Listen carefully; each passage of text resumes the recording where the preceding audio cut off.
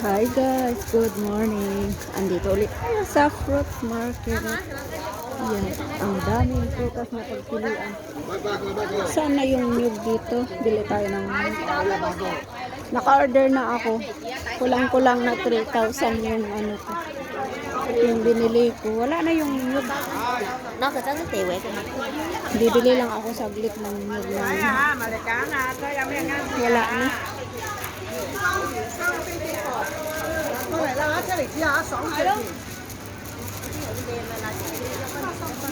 Mangga, worth it. Hanggang dulo yan. Yeah, ate. The car is coming. Andun na. I-deliver.